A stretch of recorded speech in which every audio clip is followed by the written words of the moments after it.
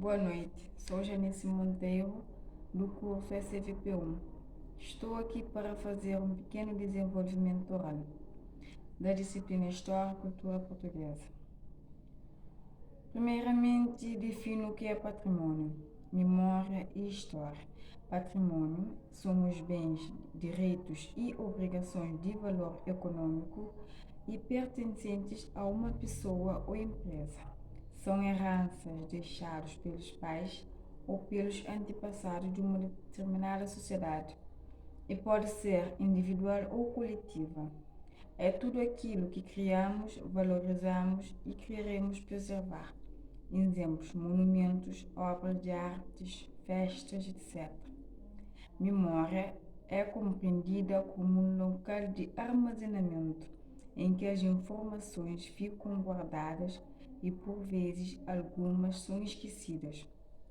A memória se baseia nas experiências vividas ou ouvidas. História é uma ciência que investiga o passado da humanidade e o seu processo de evolução, tendo como referência um lugar, uma época, um povo ou um indivíduo específico. Ela estuda o passado, mas também estuda o presente. Então, pode-se dizer que estuda os seres humanos no tempo e no espaço. E para entender o homem através do tempo, ela compreende os aspectos culturais, econômicos, sociais e políticos para entender o presente. Então, a relação entre eles é que os documentos e as lembranças da nossa história formam o patrimônio, e isso representa a maior riqueza de um povo, pois nele está contida sua memória, sua cultura, seu modo de pensar e de agir, e abrange todo o patrimônio imaterial e material. Tudo que a história estuda e que se relaciona com o passado, está relacionado com a memória, faz parte do patrimônio. Portanto, o patrimônio representa a história de vida da sociedade. Ele é fruto das heranças e o seu reconhecimento é fundamental para a preservação. E já falando de patrimônio, memória e história, temos um dos patrimônios muito importantes para a nossa sociedade, que é o campo de concentração do Tarrafal. Também é conhecida e chamada de Campo da Morte Lenta. É um campo de concentração situado na aldeia de Chombon, no concelho de Tarrafal, na ilha de Santiago, em Cabo Verde. Faz parte de seis prisões oficiais daquela época. Portanto, em 1936 foi estabelecido, durante um processo de reorganização do sistema prisional do Estado Novo, com o objetivo de encarcerar presos políticos e sociais. Por estratégia, escolheram ali para que ninguém fosse e testemunhasse a público, e também um lugar com pouca água potável, e em época de chuva, com o surgimento dos mosquitos, facilitavam o aparecimento de doenças.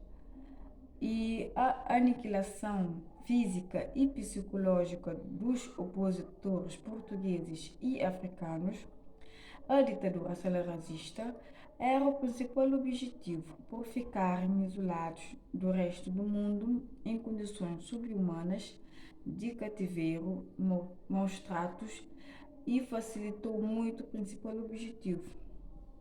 Muitos deles foram presos por delito de opinião, ou seja, se contrariasse alguma decisão ou alguma ordem, seriam presos.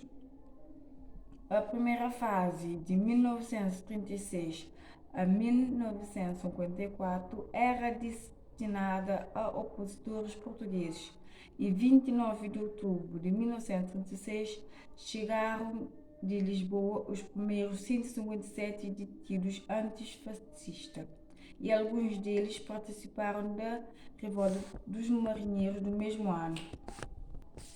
Bom, como a única habitação dos reclusos era uma tenda de lonas, foram forçados a trabalhar 45 dias sob temperaturas elevadíssimas para a construção do muro do campo. E com isso, com o aparecimento de doenças sem acesso a medicamentos, 34 deles morreram e sem assistência médica. Havia a frigideira, que foi chamada pelos presos de câmara de eliminação ou câmara de torturas. Era um local de punição, onde eram torturados, deixando-os sem comida, luz e sob temperatura entre os 50 a 60 graus. E, no entanto, foi responsável por 30 mortos e o adoecimento de dezenas de outros.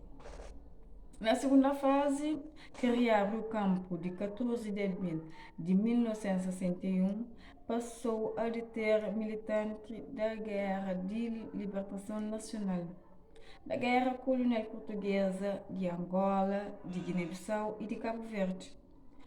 E efetivamente passaram pelo campo de concentração 106 angolanos, 100 guineenses e 20 cabo-verdianos.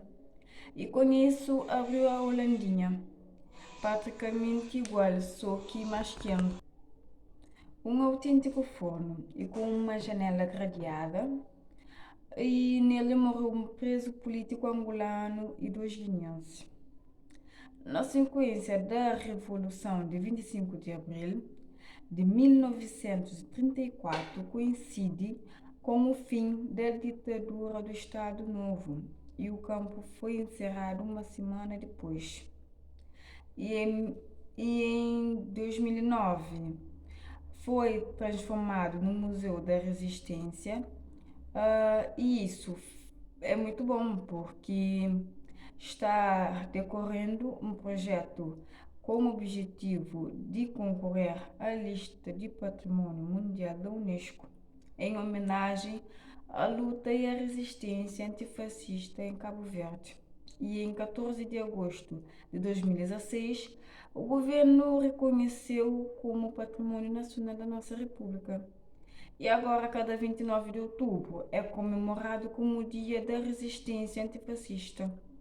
E para a história de Cabo Verde e Portugal, o campo de concentração de Tarrafal é muito mesmo importante, uma vez que um dos elementos do patrimônio de Cabo Verde, que funcionou como presídio político português entre 1936 a 1976, e quando se instalou o Museu da Resistência, na altura era o único museu a nível nacional e se entregou atualmente no patrimônio cultural cabo-verdiano. E internacionalmente, o campo de concentração de Tarrafal reside no fato de ele ser o testemunho de um período da história do século XX de luta dos povos colonizados pela independência. Não só para os cabo-verdianos e portugueses, esse momento histórico também interessa para os angolanos e guineenses, pelo mesmo motivo que foi a luta pela independência. E para Portugal, ele representa o testemunho da luta dos muitos portugueses contra a ditadura Salazar. Só para esclarecer, a ditadura salazarista foi um regime autoritário na Europa Ocidental que durou durante o século XX e estendeu por 48 anos. Foi chamado assim por referência ao Antônio de Oliveira Salazar, o fundador e líder. Ele foi o ministro da Fazenda e em 1932 tornou-se o primeiro-ministro de Portugal e que por 41 anos sustentou o país durante o regime ditatorial. Salazar implantou uma nova Constituição em que consentiu o fim da ditadura militar e o começo da ditadura salazarista em 1933.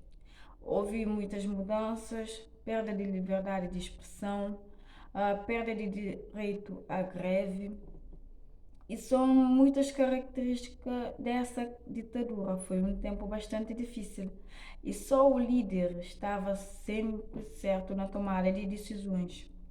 Houve a existência de um só partido, a União Nacional, partido do governo.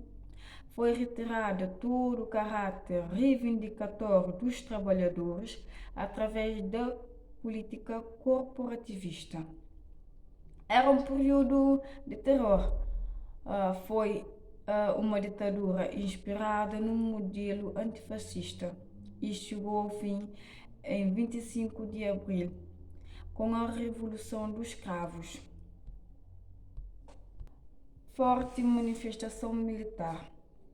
Depois que Salazar veio a falecer, o Marcelo Caetano assumiu como Ministério de Portugal.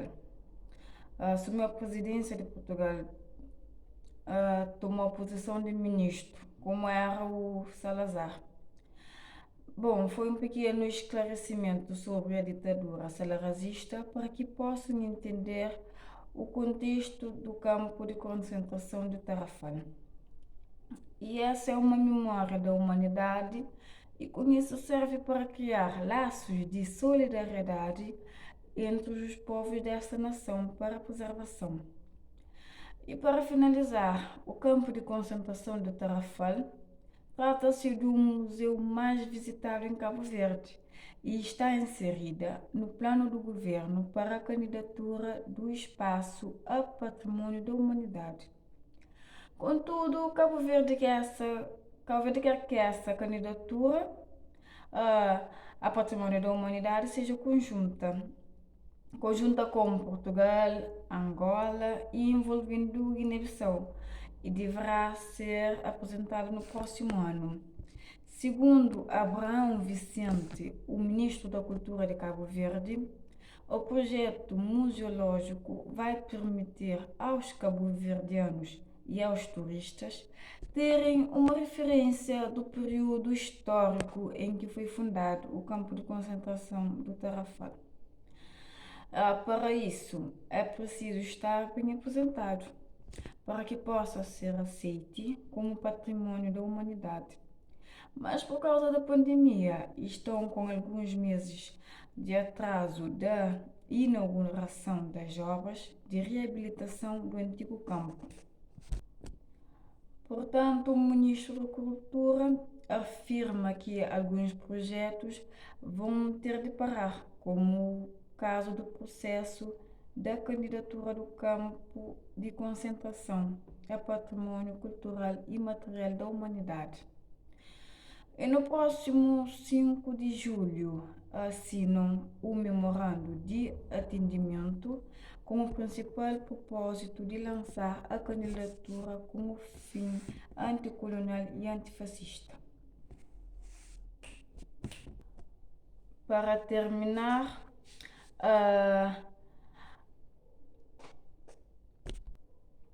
por ser uma memória coletiva, a sua candidatura tem despertado outros interesses dos países da CPLP. Contudo, o governo de Portugal e de Cabo Verde já tinham acertado em fevereiro de 2020 em Lisboa os detalhes da cooperação técnica portuguesa, a candidatura do campo de concentração de Tarrafal a patrimônio da humanidade, que deveria avançar este ano e foi adiada para 2022. Portanto, pela crise econômica provocada pelo Covid-19, foi um pouco adiada. De acordo com a cooperação técnica visando a candidatura, seria formalizado a 1 de maio de 2020 no Tarrafal, Ilha de Santiago, que o dossiê técnico da candidatura seria entregue à Organização das Nações Unidas para a Educação, Ciência e Cultura, que é a Unesco, em 2021. Trata-se da segunda candidatura de Cabo Verde à Unesco, depois de dezembro de 2019. Aquela organização ter programado a gênero musical a Morna, a patrimônio imaterial cultural da humanidade. Portanto, contou com o apoio especialista dos portugueses. Em 2019, o Instituto do Patrimônio Cultural IPC está a ultimar a direção patrimonial do Portugal o apoio ao projeto de candidatura do campo de concentração de Tarrafal. É claro, o patrimônio da humanidade. E para terminar, este museu nasceu do reconhecimento da fortaleza de Peniche enquanto espaço e memória e símbolo da luta pela independência e da liberdade e a resistência da ditadura do Estado Novo. Este museu nasceu do reconhecimento enquanto espaço e memória e símbolo da luta pela liberdade de Portugal e resistência à ditadura do Estado Novo, tal como a transformação do antigo campo de concentração do Tarrafal, que passou a ser o Museu da Resistência. Memória e história que vão unir esses dois espaços e agora pelo conhecimento da preservação da memória histórica. Espero que gostem do vídeo e que eu pude esclarecer algumas coisas. Então, cuidem-se, fiquem bem, até o próximo vídeo.